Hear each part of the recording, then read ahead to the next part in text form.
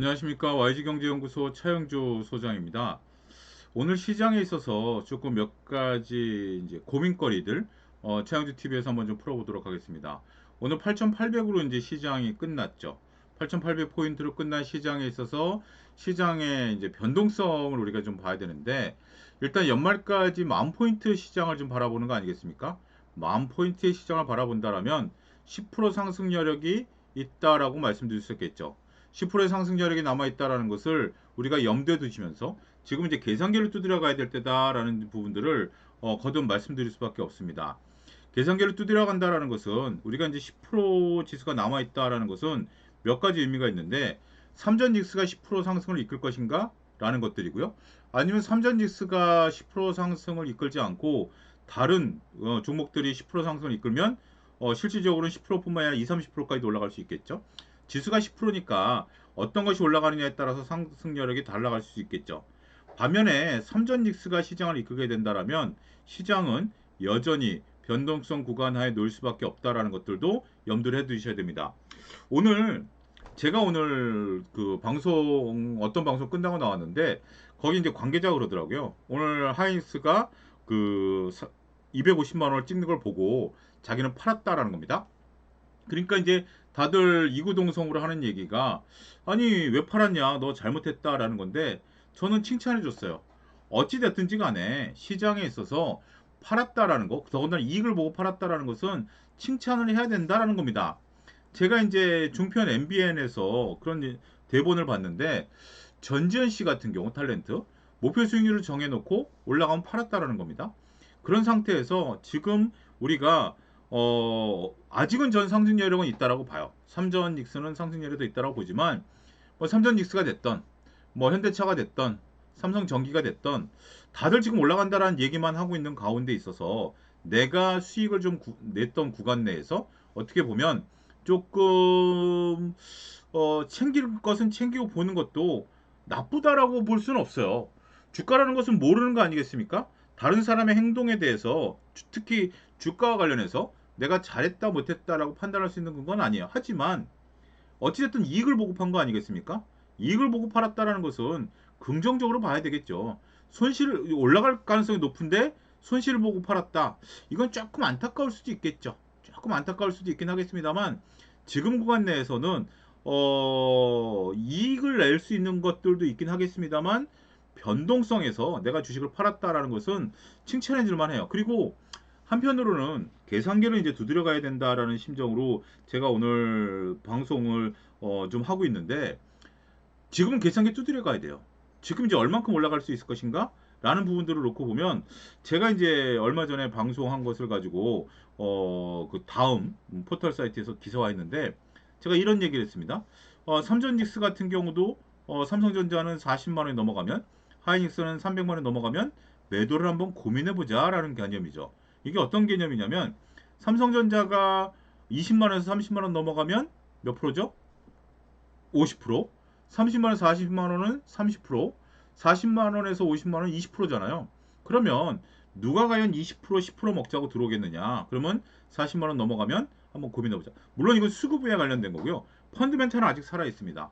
그런데 우리가 펀드멘탈만 바라보기에는 수급이 너무 단기간에 움직인 부분들도 있고, 또 우리가 어느 정도 목표치에 다다르고 있는 50만 원 정도 오면 또 변동성을 나타낼 수도 있는 거 아니겠습니까? 지금은 상승 여력도 남아 있고 펀드멘탈도 살아 있습니다만, 변동성도 같이 공존하는 구간이다라는 것들 말씀드려야 될 것으로 보여집니다. 그리고 또 한 가지, 오늘 지금 이제 고객예탁금이 120조더라고요. 얼마 전까지만 해도 130조였던 고객예탁금이 120조로 10조가 빠졌습니다. 여러분들, 10조라는 것들이 정말 뭐 만져보지도 못한 돈들이 움직이다 보니까 우리가 참 감각이 없습니다만, 한 8% 정도 빠진 거죠. 하루 사이에 고객예탁금이 4,700억이 빠졌습니다. 이런 것들은 개인이 파는 걸까요? 이 고객예탁금은 순수하게 개인 자금입니다. 개인이 이제 우리가 주식을 사다 보면 뭐 몇백 원부터 뭐 몇백만 원, 몇천만 원 주식 대기 자금이 남은 게 이제 고객예탁금인데, 그게 한 5천억씩 빠지면서 10조가 줄었다. 라는 것들을 놓고 보면 전체적으로 봤을 때 이거는 개인 자금이에요. 100% 개인 자금인데 개인 자금들이 이렇게 빠져나가겠다라는 거 아니겠습니까?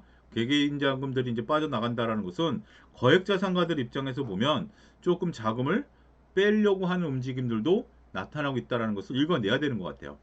제가 이제 방송에서 얘기하는 것은 아니 나는 만져보지도 못한 돈인데 그런 것들을 왜 체크를 해야 됩니까? 나랑 상관없는 얘기입니다. 딴 세상 얘기입니다. 라고 할 수도 있긴 하겠습니다만 결국 이들이 뭉치 돈을 뺀다라면 결국 우리가 중시에 있어서 중요한 뭐죠? 버팀목 하나가 사라지는 거 아니겠습니까? 지금 시장은 개인들이 이끄는 거예요. 외국인들이 이끄는 것이 아니라 개인들이 이끄는 장이기 때문에 개인들이 특히 이제 거액자산가들, 특히 이제 시장에 영향력을 미칠 수 있는 거액자산가들이 몇십억, 몇백억 단위로 돈을 빼기 시작했다라면 그런 것들이 쌓이니까 4,700억이 빠진 거 아니겠습니까? 물론 이제 뭐 작은 금액도 팔 수 있겠죠. 지금 제가 얘기한 그 방송계 관계자도 얼마가 됐던 250만 원 팔았다라는 것도 나중에 돈을 출금하면 거기에 약간 빠지는 거죠. 그런 부분들이 되는 거죠. 라고 볼 수 있긴 하겠습니다. 어찌됐든 지금 상황에서는 조금 변동성들이 좀 있는 것 같아요. 변동성들이 조금 있기 때문에 그러한 것들을 예의주시하자. 그런데 이것은 몇 가지 의미를 두고 있습니다. 이제 우리가 상승 여력 속에서 어떻게 대처를 해야 되느냐. 결국 사이버머니로 남을 것이냐 아니면 내가 확정지어서 돈을 출금할 것이냐. 우리가 그 조금 오해가 있는 거죠. 지금 이제 뭐 제가 누구를 폄하하는 것은 아니지만 원래 이제 증권 시장에 돈이 좀 머물러 있어야 되기 때문에 증권회사 직원들 입장에서 보면 계속 투자를 해야 됩니다. 뭐 하지만 저는 개인 투자자들은 보일 때만 매매하고 보이지 않으면 매매 안 해도 된다라고 생각을 해요. 저 또한 마찬가지고요. 챙길 건 챙기고 난 다음에 돈을 빼라. 위대한 투자자들이 또 그렇게 얘기하시는 분들도 많지 않습니까? 물론 워렌 버핏처럼 꾸준히 투자하는 사람도 있긴 합니다만 워렌 버핏도 지금 현금 여력이 많다라는 거 아니겠습니까? 그렇게 또 현금을 만들어 놓고 그 워렌 버핏이 계속 주식 투자를 하고 있는 건 아니잖아요. 물론 주식 시장에 발을 담고는 있습니다만 그리고 이제 전체적으로 금액이 크니까 일부는 계속 담아가고 있는 것들도 있긴 하겠습니다만 그리고 포트폴리오 비중을 조절하지만 개인들 같은 경우는 이익이 나오면 돈을 빼고 다음에 또 보이면 들어가는 거죠. 뭐 우리가 이제 동학개미 운동 때 돈을 못 벌어서 끝날 것 같았습니다만 지금 또 이런 AI 모멘텀이 왔고 2023년도에 2차전지 붐이 불어서 또 그때 파신 분들은 또 이익을 확정한 거 아니겠습니까? 그때도 남들은 100만 원 간다 뭐 하는데 할 때 제주의 거액자산가들은 정말 냉정하게 주식을 파시던 분들도 많았어요. 그러다 보니까 주가가 무너진 거 아니겠습니까? 결국 개인들만이 영원히 주식을 2030년까지 들고 가야 된다라는 모 인플루언서의 말에 따라서 계속 투자하다가 물론 모르겠어요. 아직 시간이 좀 남아 있으니까 굉장히 힘든 시간을 좀 겪고 있는 거 아니겠습니까? 그래서 팔 때는 파는 것이 중요하다라는 거죠. 아직 외인들의 방향성이 불확실한 가운데 있어서 우리가 전체적으로 봤을 때는 좀 챙길 건 챙기자. 그렇게 좀 말씀을 좀 드리도록 하겠습니다. 자, 이제 차영주 TV의 역할론이 굉장히 좀 강화되는 시기다라고 저는 말씀드리고 싶어요. 우리가 이제 이번 주에 FOMC 회의가 열리고 나면 내일은 제가 강의 때문에 영상을 업로드 못하지만 금요일 날 이제 FOMC와 관련된 부분들을 이제 분석해서 올리긴 하겠습니다만 다음 주부터는 제가 이제 이거 리포트를 좀 많이 봐야 될 것 같아요. 우리가 이제 증권가에서 2분기 실적에 대한 프리뷰를 많이 낼 거예요. 프리뷰를 많이 내기 때문에 그러한 것들을 선점해서 많이 좀 봐야 되지 않을까 싶습니다.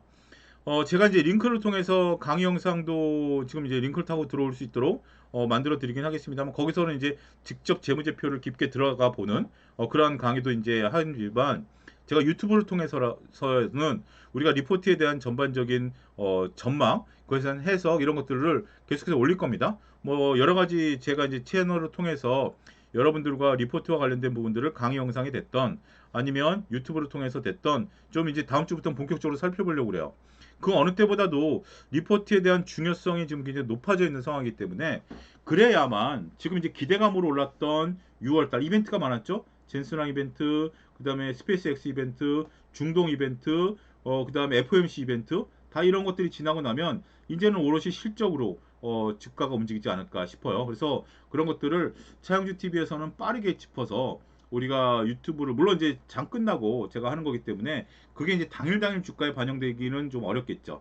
리포트가 이제 낮에 반영되는 부분들도 있기 때문에 하지만 나름대로 시장을 좀 보고 그런 것들을 왜 올랐는지에 대한 부분들을 명확히 살펴보는 데는 굉장히 도움이 될 것이다. 저는 그렇게 자신 있게 말씀드릴 수 있겠습니다. 일단 기대되는 섹터들은 지금 눈에 보고 계신 섹터들입니다. 전력, 조선방산, 뭐 지금도 좋은데요, 무슨 소리입니까? 라지만 이게 한동안 조정을 받았었던 섹터들이죠. 조정을 받았었던 것들이고 여기서 이제 기대감을 걷어내고 실질적인 실적이 나타나기 시작한다라면 이러한 실적에 따라서 주가가 움직일 수 있겠죠. 물론 맨 밑에 보이시면 반도체는 상수입니다.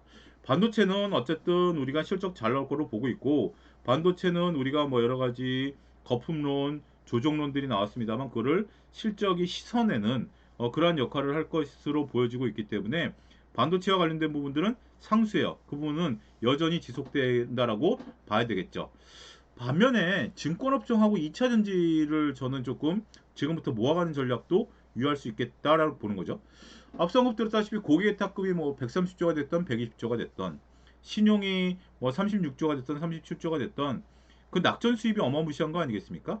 고객의탁금은 이자를 거의 지급하지 않고 그 다음에 이제 그거를 이제 콜금리를 운영한다 하더라도 최소한 3%로 굴릴 것이고 그 이자만 해도 얼마입니까? 더군다나 이제 신용잔고가 36조가 됐던 37조가 됐던 평균 금리가 7에서 9%인데 조달 금리가 3, 4%라면 나머지 또 차액에 대한 낙전 수입 또 ETF가 활성화됨에 따라서 수수료 수입이 또 막대하게 늘어나는 부분들 이런 부분들을 감안하면 증권업종이 굉장히 저는 부각될 가능성이 있어요. 물론 증권업종이 좀 많이 오르긴 했죠. 그러다 다시 조정을 받았습니다만 이런 것들이 지금 상반기 때 최대 이익을 구가한다라는 실적이 발표가 되면 다시 한번 올라갈 가능성이 있다라고 보는 겁니다. 2차 전지는 의외로 실적이 잘 나온다라고 지금 증권업계에서 보고 있습니다. 그래서 좀 이제 시장에 관심이 별로 없어요. 시장에 관심이 좀 없긴 합니다만 그럼에도 불구하고 2차 전지가 실적이 좀 뛰어나면 우리가 그 실적을 바탕으로 투자할 수 있는 것도 한번 보셔야 되지 않을까 싶습니다. 자, 지금 이제 제가 언급하지 않은 섹터가 있죠.